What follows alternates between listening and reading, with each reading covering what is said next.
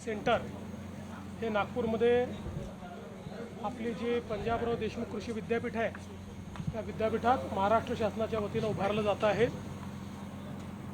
या ठिकाणी agro exhibition सहित वेगवेगळ्या प्रकारचे एक्झिबिशन्स आणि वेगवेगळ्या प्रकारच्या आयोजनाचे व्हेन्यू, वेगवेगळ्या कन्व्हेन्शन्सचं व्हेन्यू म्हणून हे तयार केलेलं आहे। देशातला अत्यंत आधुनिक अशा प्रकारच्या व्यवस्था या ठिकाणी आहेत। कुठल्याही प्रकारचं एक्झिबिशन इथे होस्ट करता येतं। आपण बघू शकता इथे कॉलम फ्री अशा प्रकारचा हॉल आहे।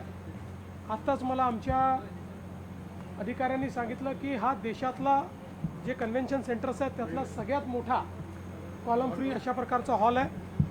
त्यामुळे कन्व्हेन्शन व्हेन्यू म्हणून नागपूरला प्रमोट करण्याकरता या ॲग्रो कन्व्हेन्शन सेंटरचा फायदा होईल आणि विशेषतः शेतकऱ्यांचे वेगवेगळे प्रदर्शन, शेतकऱ्यांच्या वेगवेगळ्या कॉन्फरन्सेस, शेतकऱ्यांचे वेगवेगळे ट्रेनिंग्स हे देखील या ठिकाणी घेत आहेत। 50,000ची अट रद्द केल्यामुळे मोठ्या प्रमाणात शेतकऱ्यांना फायदा होणार आहे। सरसकट 2 लाखाचं कर्ज असं आहे की कालही मी सभागृहात सांगितलं, यापूर्वीच्या कुठल्याही कर्जमाफीत लगतच्या कर्जमाफीतल्या लोकांना समाविष्ट केलं नव्हतं।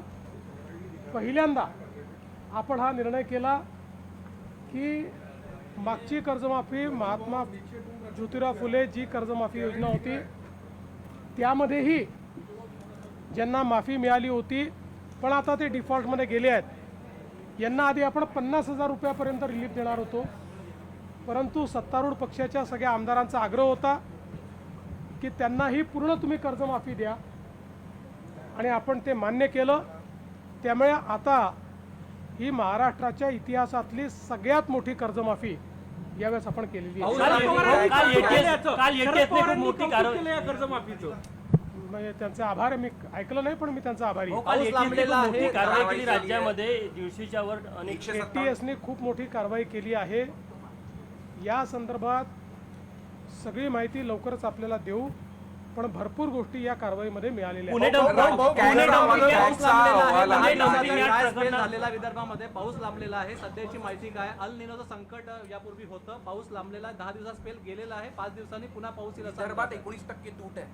साधारणपणे ही जी मधले दिवस आहेत या दिवसांमध्ये थोडं प्रोटेक्टिव्ह इरिगेशन आपण देऊ शकलो तर मला असं वाटतं की अडचण येणार नाही।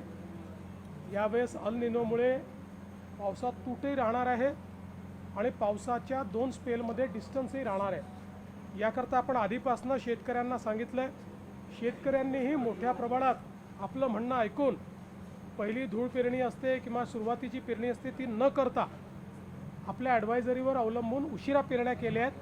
त्यामुळे पाऊस आल्यानंतरच पेरण्या झालेल्या आहेत। मला विश्वास आहे की विहिरी असतील किंवा वेगवेगळ्या प्रकारचे जे काही त्या ठिकाणी इरिगेशनच्या सिस्टीम्स आहेत त्याचा वापर करून यावेळेसही पिकं आपले शेतकरी वाचवू शकतात।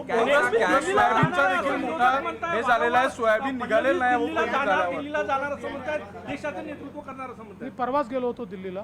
बोगस सोयाबीन मोठ्या प्रमाणात विदर्भात आहे, प्रत्येक जिल्ह्यात त्याचा प्रादुर्भाव झालेला आहे। सरकार कशा पद्धतीने यावर कमी उगवण क्षमता असलेलं सोयाबीनचं बियाणं हे विशेषतः विदर्भात आढळलेलं आहे। त्याच्यावर तात्काळ कारवाई केलेली आहे। 5,000 नमुने घेतल्यात, त्यातले 300 नमुने फेल झालेले आहेत। त्यांच्यावर लायसन्स रद्द करण्यापासून तर फौजदारीपर्यंत सगळ्या कारवाया होतात।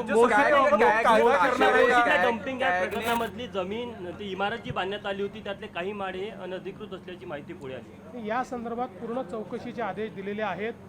पहिलं आपलं काम हे त्या ठिकाणी लोक बाहेर काढणं किंवा तिथली रिलीफचं वर्क हे आपली पहिली प्रायोरिटी होती। ती प्रायोरिटी आता संपते। आता यानंतर या संपूर्ण घटनेची चौकशी आर्थिक